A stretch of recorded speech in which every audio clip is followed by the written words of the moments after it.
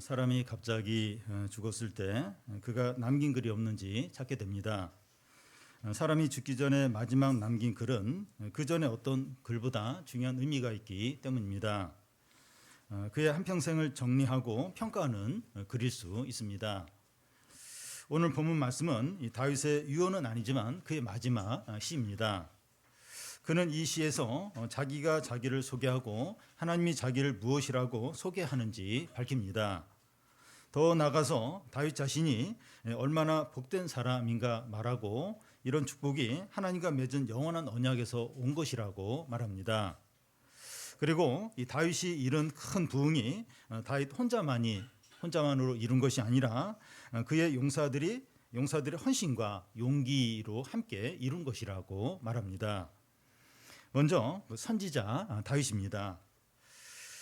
전에 수련회 성경 공부 모이면서 자기를 꽃으로 표현하면 무슨 꽃이라고 할 수 있는지 돌아가면서 이야기를 하도록 시킨 적이 있습니다. 각 사람들이 자기가 무슨 꽃과 이미지가 맞는지 돌아가면서 이야기를 했는데 그때 한 자매가 자기는 동백꽃이라고 이제 말하는 겁니다. 저는 그 자매의 말을 들으면서 너무 이미지가 잘 맞다는 그런 것이 기억이 납니다. 취업을 할 때 자기 소개서를 쓰게 되는데 자기 비전이 무엇이고 장점이 무엇이고 하고 싶은 일이 무엇인지 잘 모를 수 있습니다. 다윗은 자기에 대해서 어떻게 말하고 있습니까? 1절, 2절을 우리 같이 한번 읽겠습니다. 이는 다윗의 마지막 말이라 이새의 아들 다윗이 말하며 높이 세워진 자 야곱의 하나님께로부터 기름 부음 받은 자 이스라엘의 노래 잘하는 자가 말하노라. 여호와의 영이 나를 통하여 말씀하시며 그의 말씀이 내 혀에 있도다. 다윗은 네 가지로 자기를 소개하는데 높이 세워진 자, 야곱의 하나님께로부터 기름 부음 받은 자, 이스라엘의 노래 잘하는 자, 하나님의 영이 자기를 통하여 말씀을 하신다고 합니다. 다윗은 원래 들에서 양을 치는 목동이었습니다. 그런데 하나님이 그를 선택하시고 기름 부으셔서 이스라엘 왕이 되게 하셨죠. 다윗은 한평생 자기가 얼마나 낮고 비천한 자였지만 하나님이 자기를 높이셨다 하는 것을 항상 기억을 했습니다. 다윗은 한평생 하나님과 동행하는 삶을 살 수 있었던 이유는 낮고 비천한 자리에 있던 자기를 하나님이 높이셨다 이걸 항상 기억을 했기 때문입니다. 우리가 믿음을 지키면서 끝까지 잘 이렇게 달려갈 수 있는 비결은 가장 어둡고 절망적일 때 찾아와 주시고 건져 주시고 인도해 주신 하나님을 기억을 하는 겁니다. 다윗이 이제 자기를 소개하는 이제 두 번째는 이스라엘의 노래를 잘하는 자라는 겁니다. 이것은 가창력이 뛰어나거나 가수같이 노래를 잘한다는 의미가 아니라 하나님을 찬양하는 것을 말합니다. 다윗은 하나님을 찬양하고 노래하는 걸 제일 즐거워했고 행복해했습니다. 그는 하나님을 찬양하는 시편을 많이 지었고 그 시편을 가지고 노래했습니다. 다윗은 자기가 하나님을 열심히 찬양하는 자로 불려지고 싶어 했습니다. 남자 청년이 찬양을 잘하고 율동을 잘하는 건 아무도 알아주지 않습니다. 이력서에 교회 찬양팀장 또 성가대 대원 이게 아무런 도움이 안 돼요. 혹시 해가 될지 모르겠어요. 그렇지만 하나님을 찬양하고 노래하는 것이 너무나 소중하고 복됩니다. 기쁠 때도 찬양하고 슬플 때도 찬양하고 혼자 있을 때나 같이 있을 때 함께 찬양을 하는 겁니다. 자기도 찬양을 하지만 사람들로 같이 이렇게 찬양하도록 하는 게 너무 복되고 귀한 겁니다. 이제 그런 분이 있어요. 자기도 찬양을 좋아하는데 자기만이 아니라 이렇게 같이 모이면 같이 찬양하도록 그렇게 막 이렇게 분위기를 하고 또 권해서 같이 이렇게 찬양하는 굉장히 귀한 거죠. 좋은 겁니다. 다윗이 자기를 소개하는 세 번째는 하나님의 영이 자기를 통해서 말씀을 하시고 말씀이 자기 혀에 있다는 겁니다. 다윗은 선지자라고 할 수 있어요. 다윗이 다윗되게 하고 많은 사람을 옳은 길로 인도할 수 있었던 이유가 그가 성령 충만하고 하나님의 말씀이 그에게 있었기 때문입니다. 성령으로 하나님의 말씀을 깨닫고 말씀을 전하고 말씀대로 살 수 있는 것이 얼마나 큰 축복인지 모릅니다. 이 다윗 왕 때 그 이스라엘이 가장 강력하고 번영하고 큰 부흥이 일어났던 이유가 하나님의 말씀이 있었기 때문입니다. 다윗을 통해서 말씀이 풍성했어요. 이스라엘 안에 풍성했어요. 그러니까 어느 때보다도 아주 강력한 그리고 풍성한 또 부흥을 누렸던 겁니다.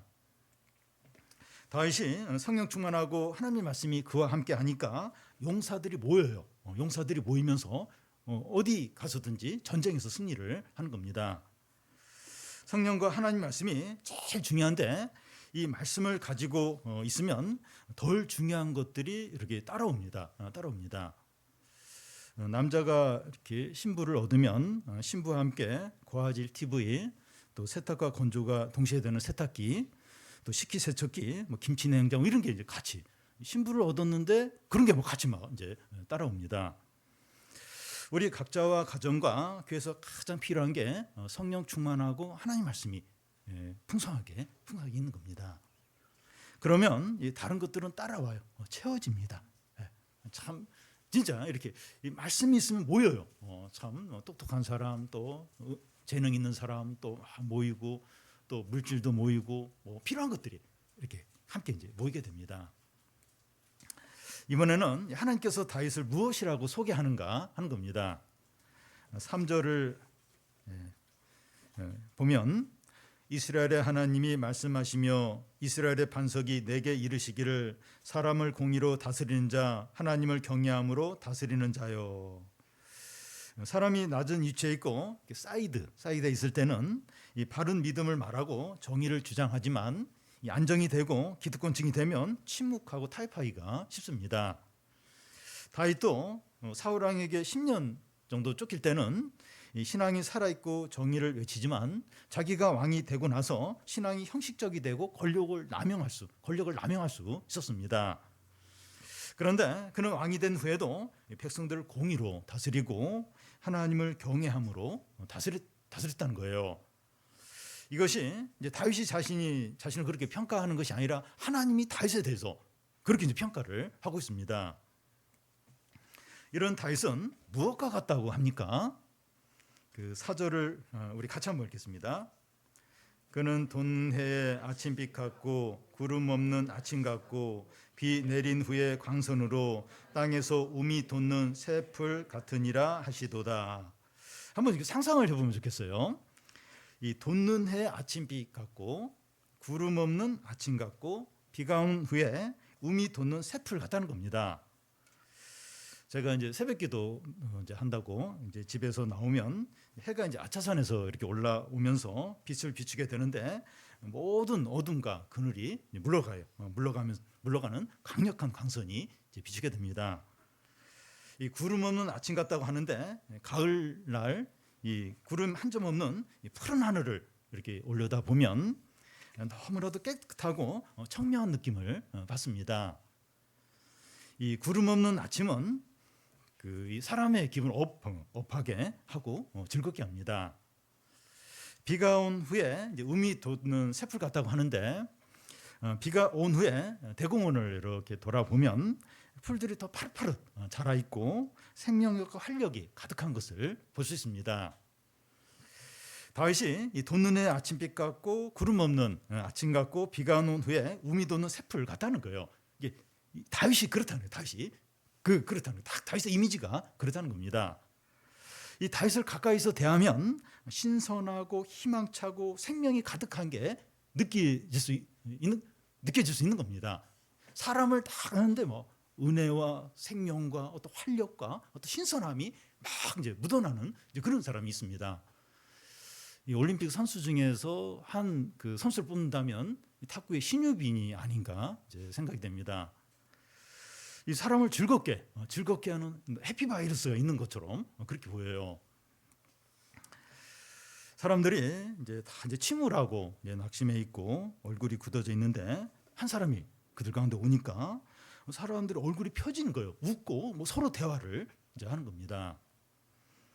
더 나아가서 위로를 해줘요. 또 용기를 주고 소망을 주는 거예요.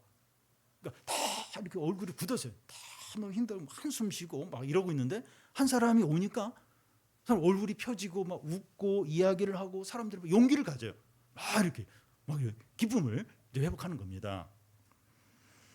이런 사람은 뭐 성격이 좋거나 뭐 상당 기술이 있거나 의사소통을 잘하는 이런 걸로 안 돼. 이런 정도가 아니라 그리스도 안에서 거듭난 사람이죠.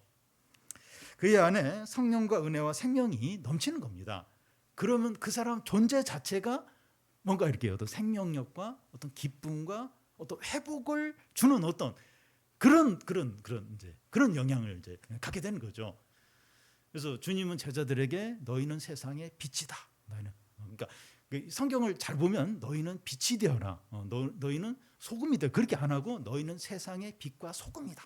그러니까 믿는 사람 자체 안에 이 성령과 하나님의 생명과 기쁨과 은혜가 있기 때문에 그 자체가 빛인 거예요. 그러니까 그 사람이 있으면 이렇게 그냥 표정을 잠시 웃은 건데 그 웃음이 그 사람들에게 막 회복을 주는 거, 위로를 주는 거예요. 그리고 한마디 했는데 그 한마디가 막 그 용기를 주고 이제 어떤 그런 존재인 거죠. 우리가 성령으로 거듭난 신자라면 이 정도의 차이는 있지만 주위 사람들에게 이렇게 돼야 됩니다. 구름 없는 하늘, 비가 온 후에 음돋는 어떤 새싹처럼 그 아침에 이렇게 뜨는 이렇게 어떤 태양빛처럼 그러니까 정도의 차이는 있지만 우리 성도가 그런 존재라는 거예요. 왜냐하면 그 안에 성령이 있잖아요. 성령 하나님이 계시고 하나님의 은혜가 있고 하나님의 생명이 있고 하나님의 기쁨이 있고 그러면 그 자체가 이제 이렇게 주위 사람에게 그런 영향을 미치는 게 당연하고 성도는 그런 존재라는 거죠. 그런데 이 다윗의 집안도 이제 이와 같다는 겁니다. 5절을 우리 같이 한번 읽겠습니다.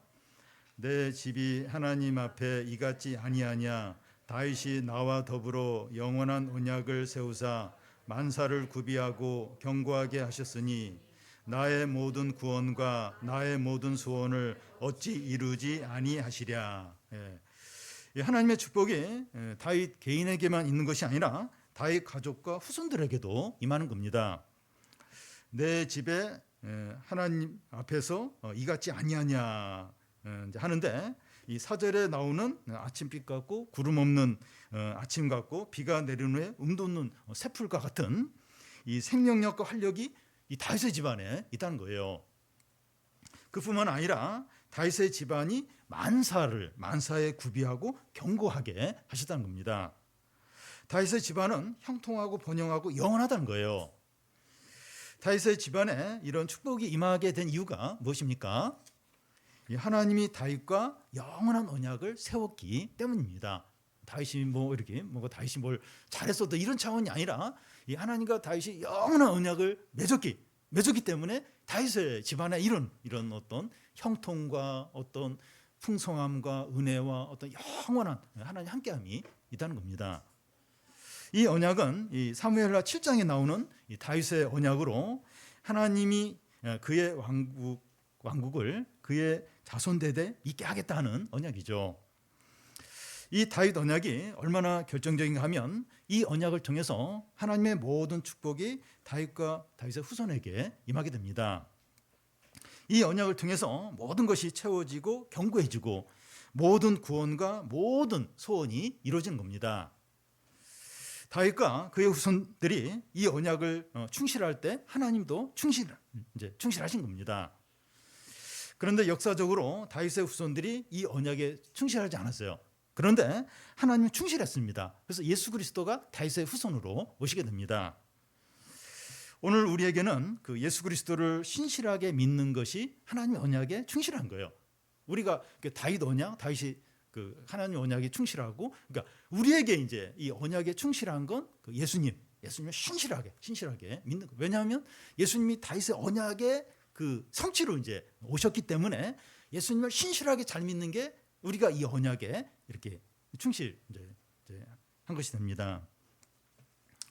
앞에서 본 것처럼 이 다윗의 언약에 충실할 때 모든 구원과 형통과 축복이 임했다고 했는데 우리가 예수님을 신실하게 믿는 것이 모든 구원과 축복과 형통을 누리는 길입니다. 사람들은 이 행복과 번영과 물질적인 복은 예수님을 믿는 것과 별개로 따로 자기가 알아서 이제 해야 되는 것처럼 생각하는데 그렇지 않습니다. 그러니까 예수님 잘 믿는 거, 신앙생활 잘하는 거하고 내가 성공하고 또 행복을 누리고 번영하는 건 그건 따로 내가 이렇게 해야 돼. 그러니까 이 믿는 거랑 나의 어떤 행복과 어떤 이렇게 세상적인 어떤 이런 걸 자꾸 별개로 생각해요. 믿음은 믿음이고 신앙생활을 교회에서만 잘하고 또 이렇게 내가 성공하고 잘 되려면 이제 일주일 동안 세상에서 내가 열심히 잘해야 되고 자꾸 이렇게 분리를 시켜요. 분리를. 근데 그렇지가 않은 겁니다. 예수님을 신실하게 믿는 것에 모든 필요와 좋은 것들과 축복이 다 들어가 있는 거죠. 그러니까 예수님은 하나님의 아들이고 온 세상을 다스리잖아요. 모든 복의 근원이잖아요. 그러니까 왜 이렇게 어떤 행복과 나의 필요를 왜 이렇게 하나님과 자꾸 분리를 시키려고 하느냐 하는 거예요. 왜 예수님 믿는 거하고 자꾸 분리를 시키고 그건 내가 따로 해야 되는 것처럼 이제 그런 생각을 하니까 이제 신앙생활을 할 수가 없는 거예요. 아까운 거예요. 교회 이제 오래 있으면 안 되고 빨리 탈출을 해야 되는 거예요. 빨리 이제 이 하나님 외에 다른 데서 나의 행복과 어떤 필요와 이런 걸 이제 구해야 된다고 생각하니까 이제 그런 식으로 이제 할 수밖에 없는 거예요. 그런데 모든 축복과 형통과 번영과 행복이 예수 그리스도 안에 예수님을 신실하게 믿는 거기에 다윗의 언약에 충실할 때 보면 뭐 어떤 이 다윗 집안의 이런 축복이 이제 이 다윗 언약에 이제 다 들어있는 거예요. 그래서 우리가 이 다윗의 그 언약의 그 성취로 오신 예수 그리스도에게 이렇게 신실할 때, 헌신할 때, 우리 자신을 바칠 때 거기에 진정한 어떤 행복과 어떤 번영과 어떤 모든 좋은 것들이 이제 그리스도 안에서 오는 거죠. 그런데 이 하나님의 축복과 상관없이 저주를 받는 사람이 있습니다. 6절, 7절을 한 절씩 교대로 읽겠습니다. 그러나 사악한 자는 다 내버려질 가시나무 같으니 이는 손으로 잡을 수 없음이로다.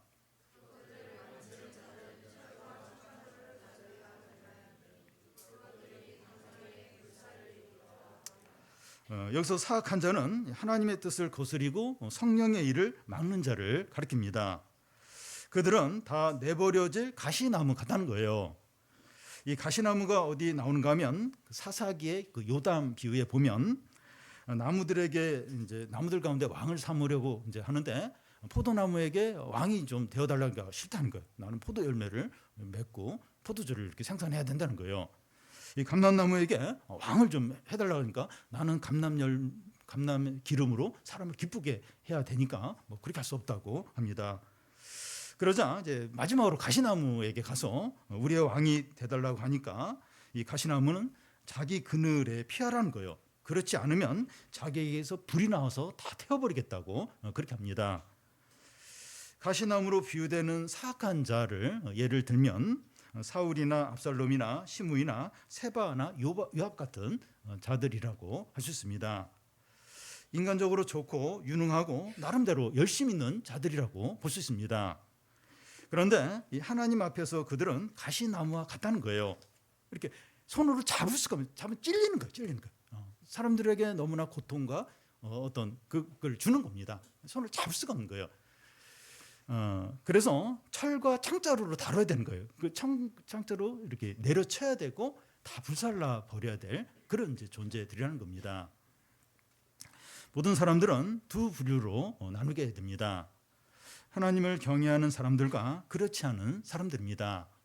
그런데 사람들은 이런 구분을 싫어합니다.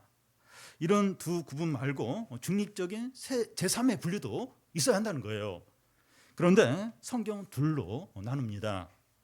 신자와 불신자, 천국과 지옥, 아침 햇살 같은 자와 가시나무 같은 자. 성경 두 분류만 이야기합니다. 모든 사람은 두 분류 중에 한 곳에 속합니다. 우리가 하나님을 기뻐하고 성령 충만하고 순종해서 살든지 아니면 이 다른 것들을 하나님보다 더 사랑하고 욕심으로 살고 자기가 주인이 되어 살든지 둘 중에 하나입니다. 제3부류는 없어요. 나는 이거 둘 다 마음에 안 들고 나는 나의 어떤 부류가 있다. 그거 없어요. 그냥 두 부류, 딱 두 부류 중에 하나입니다. 우리는 어느 쪽입니까? 아직 기회가 있을 때 돌이켜야 돼요. 아직 기회가 있을 때 내가 어느 부류에 속한가 돌이키고 한 곳에 참된 곳에 속해야 됩니다. 마지막으로 이 다윗의 용사들이 이제 소개가 이제 되고 있는데요. 이 다윗의 모든 승리와 부흥은 다윗 혼자만이 성취한 것이 아니었습니다. 많은 믿음의 용사들이 다윗과 함께했기 때문이죠. 사울에게도 용사들이 있었지만 용병들이 대부분이었습니다. 돈을 줘야 되고 뭐 싸우면 전리품을 꼭 나눠줘야 돼요. 용병들이 그 모이는 이유는 전리품 때문에, 돈 때문에 모이는 거니까 그 사울 왕은 항상 이렇게 용병들에게 돈을 주고 뭔가 이렇게 전리품을 줘야 됐습니다. 이 사울 왕이 아말렉하고 전쟁을 하잖아요.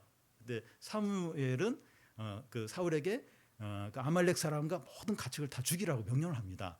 근데 이 사울이 그 병들고 시들시들한 가축은 죽이는데 살찌고 통통한 건 안 죽이는 거예요. 왜 안 죽였냐고 하니까 하나님께 제사 제물로 드리려고 그렇게 안 죽였다는데, 사실은 그 용병들에게 전리품으로 나눠줘야 되는 거예요. 죽일 수가 없는 거예요. 죽이면 뭐 용병들 다 떠나니까.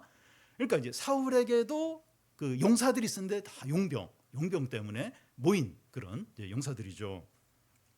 그런데 다윗과 함께하는 용사들은 다윗이 전하는 하나님의 말씀에 은혜를 받고 또 하나님과 다윗을 사랑하고 다윗과 비전을 같이 하는 그런 믿음의 사람들입니다. 다윗의 용사들이 어떻게 이제 소개가 되는가 하면, 첫 번째 그룹에 3명의 용사와 또 그 다음 그룹에 3명의 용사가 나오고 나머지 30명의 용사들이 이제 나옵니다. 이 첫 번째 그룹의 세 용사 중심으로 이렇게 좀 간단하게 살펴보겠는데요.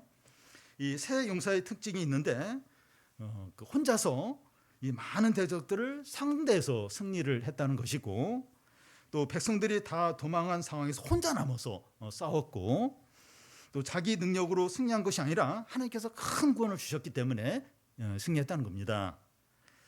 이 첫 번째 그룹의 세 용사 중에서 그 첫 용사가 이 8절에 나오는데, 이 다그몬 사람 요셉 바세벳이라는 이제 군 지휘관의 두목입니다.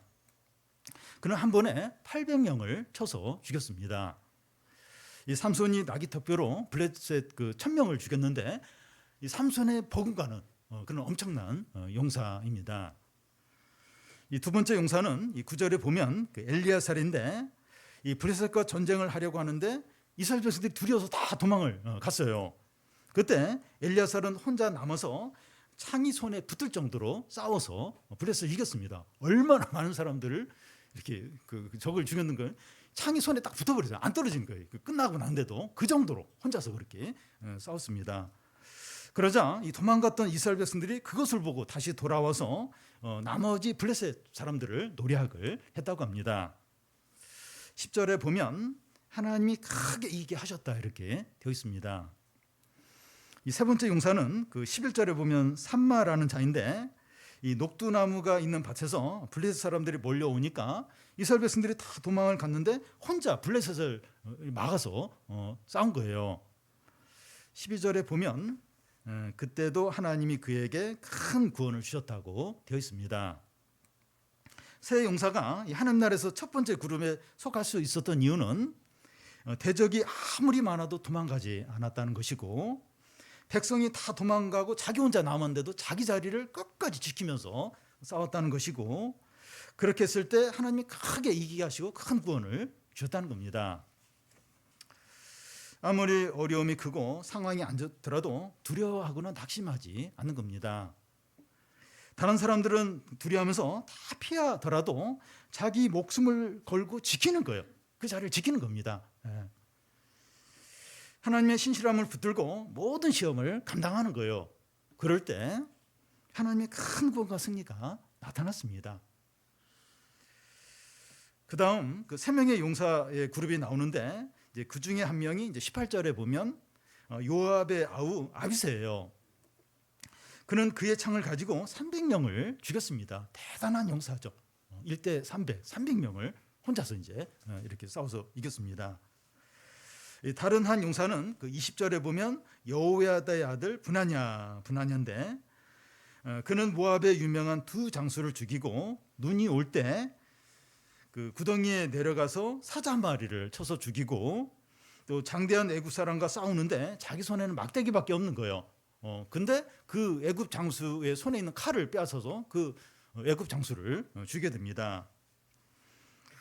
또 한 명은 언급이 없어요. 이게 일찍 죽었는지. 어쨌든 두 그룹, 두 번째 그 세 명의 용사가 이러하고, 이 두 번째 그룹, 이제 두 번째 용사 그룹도 우리가 잠시 살펴본 것처럼 능력이나 용기로 대단해요.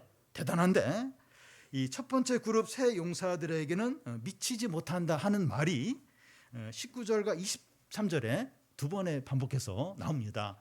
그러니까 어떤 능력과 어떤 이런 재능 부분에 있어서는 그 첫 번째 그룹 세 명의 용사들과 두 번째 그룹 세 명의 용사들과 차이가 없어요. 차이가 없는데 이 두 번째 그룹 세 명의 용사가 이 첫 번째 그룹 세 명의 그 용사들에 미치지 못하더라, 이렇게 이제 말하고 있습니다.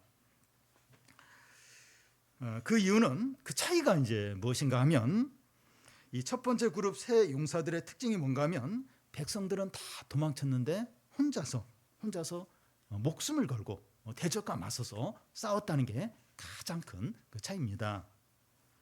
하나님 나라와 교회와 백성들을 위해서 자기 목숨을 내놓고 자기를 지키며 싸우는 것보다 더 크고 귀한 것은 없다는 거예요. 하나님 나라에서 어떤 능력, 어떤 재능 이런 게 중요하지만 그것보다 훨씬 더 중요한 게, 남들은 다 이렇게 뭐 도망가고 피하고 뭐 그런데 자기 혼자서라도 자기 자리를 지키는 것, 지키면서 목숨과 모든 걸 걸고 하나님의 뜻을 위해서, 하나님 나라를 위해서 이렇게 끝까지 싸우는, 이게 가장 크고 가장 귀하다는 겁니다. 여기 용사 하니까 뭐 체격이 좋고 싸움을 잘하고 능력이 많은 것만을 생각할 수 있는데, 그런 것보다는 하나님 나라와 교회와 영혼들을 사랑하고 하나님의 신실함을 전적으로 믿고 자기 자리를 끝까지 지키면서, 믿음을 지키면서 수고하는 이런 성도들을 가리키죠. 이런 성도들이 용사들이죠. 뭐 체격이 좋고 막 이렇게 싸움을 잘하고 뭔가 이렇게 뛰어난 어떤 이제 그런 의미보다도 이렇게 남들이 어떠하든지 그냥 자기 자리를 묵묵하게 지키는 거예요. 거기서 믿음을 지키고 순종하고 기도하고 또 이렇게 섬기고 묵묵히 그게 이제 진정한 용사, 믿음의 용사들인 거죠. 우리의 자리는 어디입니까? 우리는 하나님 앞에서 역할과 책임을 잘 감당하고 있습니까? 백성들이 다 도망치고 없는데, 다른 교인들도 영적인 싸움을 싸우지 않는데, 기도도 하지 않고 예배도 드리지 않고 섬기려 하지 않는데 왜 내가 해야 돼? 왜 나만 해야 돼? 다른 사람들은 어떠하더라도, 다른 교회는 어떠하더라도 기도의 자리, 예배의 자리, 믿음의 자리, 섬김의 자리, 순종의 자리를 지켜야 합니다. 우리가 우선순위를 다른 곳에 두고 신앙에서 물러나 버리면 교회는 무너지게 됩니다. 우리 특히 어른들이 이렇게 물러나 버리면, 그 자리를 안 지키면, 우리 젊은 세대들이 이제, 부모는, 어른들은 그래도 젊은 세대들이 더 믿음을 해서 이렇게 자리를 지키고 부흥케, 그건 기대하기 어려워요. 우리 어른 세대들이 그 믿음의 자리, 기도의 자리, 예배의 자리, 순종의 자리, 섬김의 자리, 그 자리를 지켜야 됩니다. 그래야 이제 교회가 유지가 되는 거죠. 그러면서 젊은 세대들이 그걸 이제 징검다리로 해서 더 나아갈 수 있는 거지, 여기서 이렇게 무너지고 우리는 이렇게 하지만 너희들은 잘해야 돼, 못해요. 더 약해지고 더 물러나고 더 이제 소망이 없어지는 거죠. 세 용사 두 그룹을 제하고 나머지 30명 용사들이 나오는데, 이 정확하게 말하면 32명의 용사들입니다. 그런데 특이한 거 이제 두 가지가 있는데, 아무리 찾아보아도 이스라엘의 군대 장관을 오래 한 요압의 이름이 없다는 겁니다. 사무엘 상하를 보면 다윗과 사울 그 다음으로 많이 언급이 되고 많이 등장하는 인물이 요압이에요. 요압인데 그는 37명의 용사들의 이름에 포함이 되어 있지 않습니다. 아무리 찾아봐도 없습니다. 요압의 아우 아비새는 나와요. 그런데 요압의 이름은 없습니다. 이것이 무엇을 말하는가 하면, 지금 세상에서나 교회 안에서 인정받고 유명하고 큰 일을 했다 하더라도 하나님의 평가는 전혀 다를 수 있다는 겁니다. 주님으로부터 불법을 행한 자들아 내게서 떠나라 할 자들이 많다는 겁니다. 또 하나 이제 특이한 것은 그 39절 끝에 보면, 한번 보십시오. 39절 그 끝에 보면 햇사람 우리아가 나옵니다.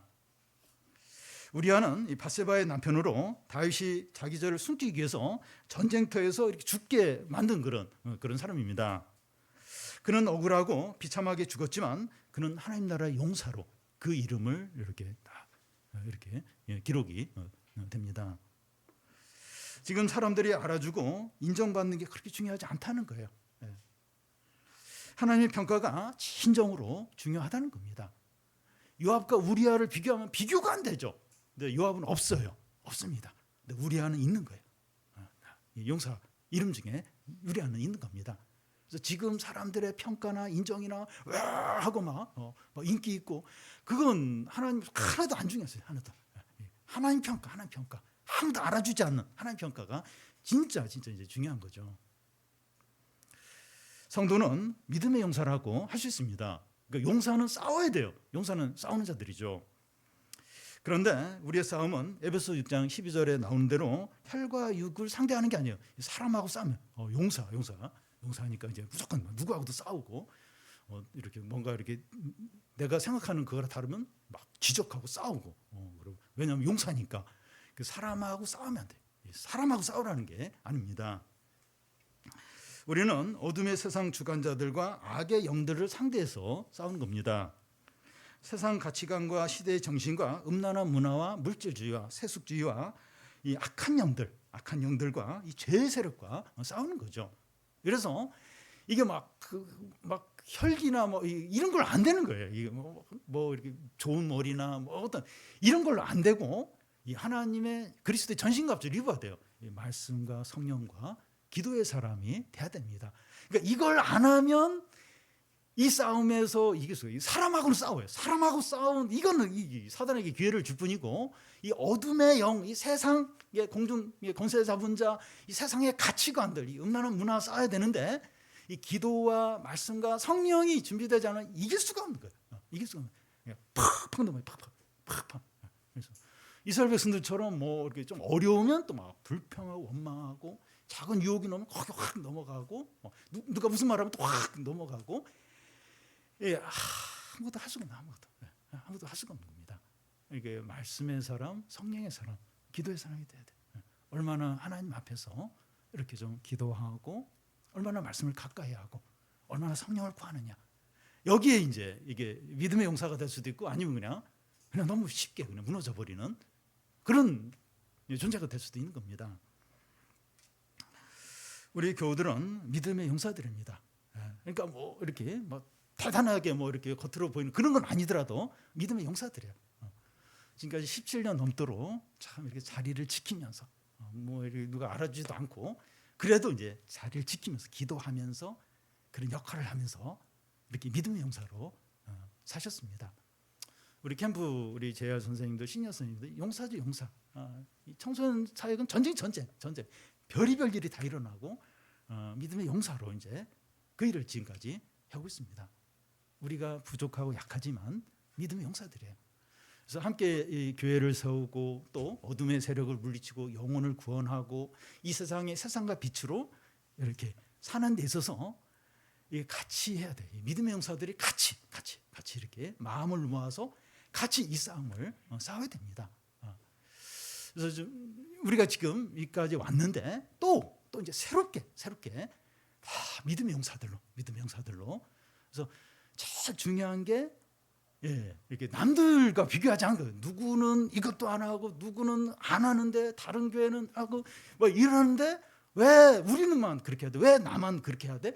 이제 그러면 안 돼. 그러면 상이 없는 거예요. 상이.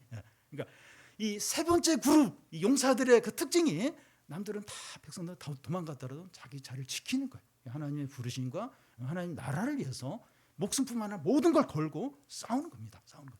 우리가 이렇게 이렇게까지 이렇게 뭔가 극단적으로 아니더라도 이렇게 믿음을 지키는 믿음을 그리고 기도를 하고 그리고 또 이렇게 섬기고 또 순종하고 아무도 알아주지 않아도 이게 상관없어. 사람들의 평가나 인정이나 이렇게 외적인 그건 진짜 중요하죠. 진짜 중요하죠. 요압이 여기 없어요. 이름이 없어. 그리고 일찍 죽은 그냥 이렇게 비참하게 죽은 우리아는 있고 하나님 앞에서 하나님 평가, 하나님이 어떻게 나를 여기시는가, 이제 그거 바라보고 내 자리가 어디 자리인가, 내가 좀 하나님 앞에서 해야 될 일이 뭔가, 내가 목숨을 걸고 아직 이제 삶이 얼마 남은데 그 남은 생애를 내가 뭐 하며 보낼 건가.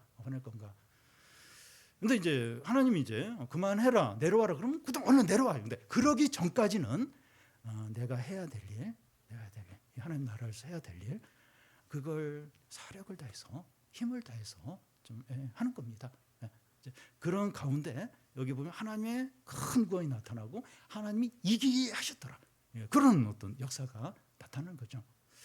우리 공동체가, 우리 교인들이 믿음의 용사로서 누가 알아주지 않든 내 자리, 믿음의 자리, 기도의 자리, 순종의 자리, 예배의 자리, 거기에 좀 딱 앉아서 기도하고 끝까지 하나님의 뜻을 이루고 영혼들을 살리고 또 어둠의 세력을 물리치고 부흥을 이루고 이 땅 가운데 진정한 평화와 은혜가 넘치는 그런 교회와 성도들이 되시기를 바랍니다.